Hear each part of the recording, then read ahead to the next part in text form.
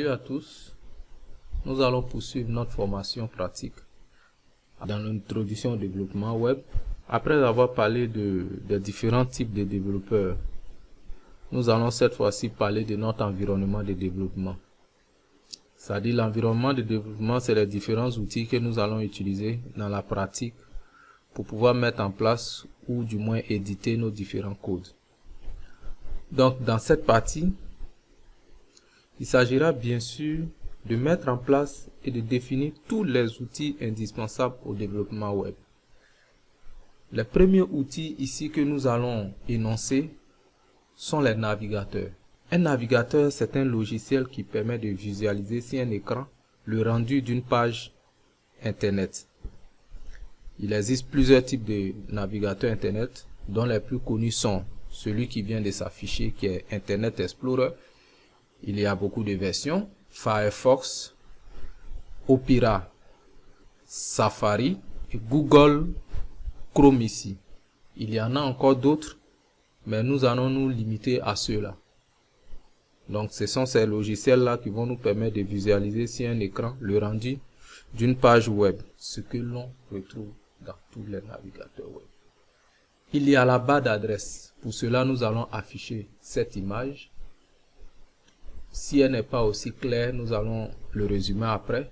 Mais il faut noter que, bien sûr, un navigateur web étant constitué d'une barre d'adresse et d'une zone de visualisation. La barre d'adresse est la partie qui va nous permettre de saisir le chemin pour accéder à la page web.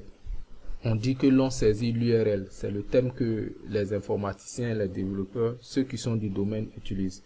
URL qui veut dire bien sûr en anglais Uniform Resource Locator. C'est l'adresse de la page web.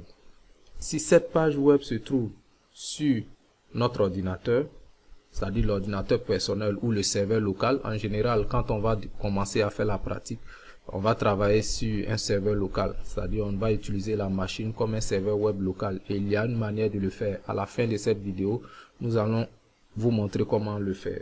On dira alors que l'adresse URL est une adresse locale. Et si la page web se trouve sur un serveur, c'est-à-dire ordinateur distant, accessible seulement par Internet, on parlera dans le jargon d'adresse web. Vous aurez ici deux exemples d'adresse, c'est-à-dire l'adresse locale et l'adresse web. Donc pour poursuivre, comment cela se matérialise? Le premier cas ici, le site se trouve sur un serveur distant, un serveur web distant.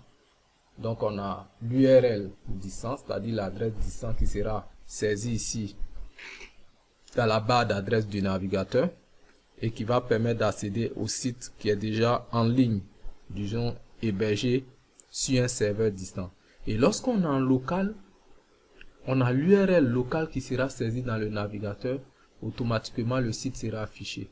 Bien sûr, le code se trouve sur un serveur qui est notre machine locale, transformée en serveur web si on veut le dire, et qui sera accessible localement.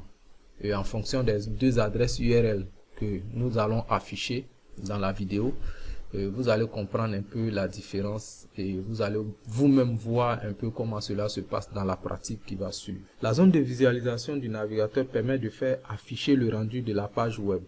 Donc la page web prend la forme normale qu'elle doit avoir et les textes et tous les médias qui lui sont liés se positionnent. C'est-à-dire on a une mise en page normale. On l'appelle une mise en page web. Donc c'est donc bien à travers un navigateur web qu'une page web prend sa forme. Qu'est-ce qu'on remarque? Si on ouvre une page web avec un logiciel lisant les fichiers test par exemple, on peut prendre Notepad, on verra le code source de la page web, c'est-à-dire le code et les textes composant la page web. Et comment cela se matérialise? C'est ce que nous allons voir ici. Avec l'éditeur de code, ici on a le charabia, on a du charabia. Bon, on a mis des 0,1. C'est pas ce qu'on verra normalement dans la pratique, vous allez le voir. C'est juste pour vous montrer que le code source de la page web dans un navigateur, c'est comme ça cela se présente. Et ici, avec votre navigateur, en affichant la page, vous allez voir que le contenu sera de cette manière, c'est-à-dire avec les images, avec les photos, tout et tout. Donc là, on a l'affichage du rendu visuel et du code source d'une page web sur un écran à travers un navigateur Internet, un navigateur web. Donc le principe du navigateur Internet, c'est lequel? Ici, on va utiliser cette image. Ok. Vous voyez que on a ici le fichier test brut qui va nous permettre de saisir tout ce qui sera code. Et avec l'utilisation du navigateur, on aura une page bien embellie avec tout le contenu, ce que vous voyez généralement sur les sites web. Donc le navigateur, il comprend le code qui est saisi et il affiche comme on le demande.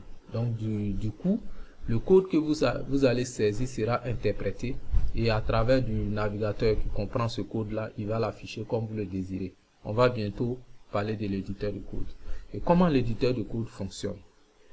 Un éditeur d'abord, c'est un éditeur HTML. C'est un logiciel qui est destiné à l'édition et à la création de code HTML, utilisé sur les sites web et dans d'autres types de documents en ligne. Les éditeurs HTML textuels permettent d'éditer directement le code source.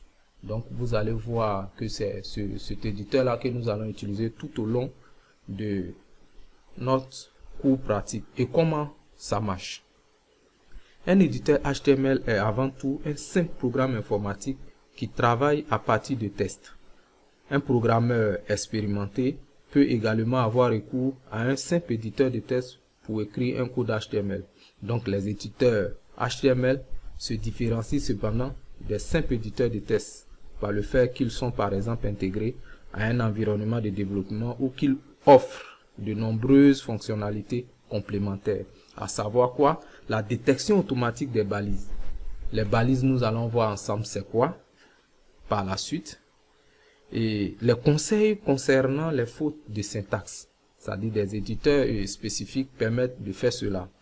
Les fonctionnalités d'autocomplétion, le raccourci pour les balises courantes et l'utilisation étendue pour le PHP. On a l'édition du code HTML directement dans la mise en page du document en ligne. Là, on parle des éditeurs White. Pour définir cela, nous allons bien sûr parler des types d'éditeurs. En principe, on distingue deux types d'éditeurs. On a les éditeurs HTML textuels et les éditeurs White. Qu'est-ce qu'un éditeur HTML textuel? Cette forme d'éditeur HTML suppose que l'utilisateur possède de solides connaissances en HTML et sache gérer les balises HTML. Donc les bons éditeurs textuels disposent par ailleurs d'une fonctionnalité de correction qui signale les erreurs de syntaxe à l'aide d'un code de couleur. Ça peut être du jaune, ça peut être du rouge, ainsi de suite. Donc certains programmes peuvent également être utilisés avec une fonctionnalité d'autocomplétion. Donc un éditeur White peut être utilisé par un utilisateur ne possédant aucune connaissance préalable en HTML. Donc l'acronyme White qui signifie What you see and what you get et décrit très précisément ce que fait ce genre d'éditeur HTML. Avec ce dernier, les utilisateurs peuvent éditer le code HTML directement dans la mise en page du site web correspondant. Donc l'éditeur transpose ensuite automatiquement toutes les entrées dans le code HTML ou le fichier CSS correspondant. Donc les fonctionnalités sont assez similaires à celles des programmes de traitement de tests courants que vous voyez. Donc la modification apportée aux tests, aux images sont directement visibles. Donc les éditeurs White sont par exemple utilisés par les systèmes de CMS et de blogs comme WordPress ou même Joomla. Donc nous allons par la suite citer quelques éditeurs de texte, à savoir Sublime Text, Atom, Notepad++, CoffeeCopt, TextMate, Vim, Ultra Edit, Coda, BB-Edit, Komodo Edit, Visual Studio Code que vous voyez actuellement sur l'écran, Brackets et CodeShare. Il y en a encore plusieurs. Donc, pour passer, nous allons parler finalement du serveur web. Qu'est-ce qu'un serveur web? Un serveur web est un programme qui utilise le protocole HTTP pour fournir les fichiers qui constituent les pages web que les utilisateurs ont demandé via des requêtes transmises par les clients HTTP de leur ordinateur. On avait déjà parlé de la notion de serveur client. Donc, des ordinateurs et des applications dédiées peuvent également jouer le rôle de serveur. C'est le cas de nos serveurs locaux. Donc, nous allons parler de l'installation d'un serveur WAMP sur Windows. Afin d'installer et configurer rapidement et sans difficulté un serveur web, un gestionnaire de base de données MySQL et PHP sous Windows, il existe parmi d'autres la solution tout en un.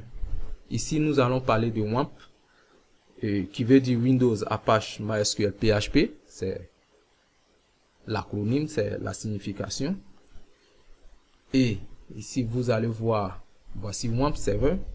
Voici tous les éléments qui sont incorporés dans WAMP Server. Et il faut savoir que WAMP permet de monter très facilement un serveur Apache, PHP et MySQL.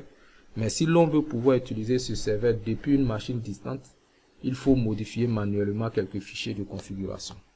Nous avons fini avec cette partie. Nous allons maintenant aller à la pratique. On n'aura plus à trop parler. On va installer notre serveur. On va montrer comment installer le dossier. Pour la première partie, il s'agira des sites statiques. C'est vrai que nous allons les convertir en PHP. Donc, on aura forcément besoin d'un serveur web. Mais dans un premier temps, nous allons vous montrer d'abord les principes de base et puis comment évoluer. Et au fur et à mesure que nous allons évoluer, nous allons vous donner la signification de certains éléments. Donc, merci à vous et on va entamer la pratique.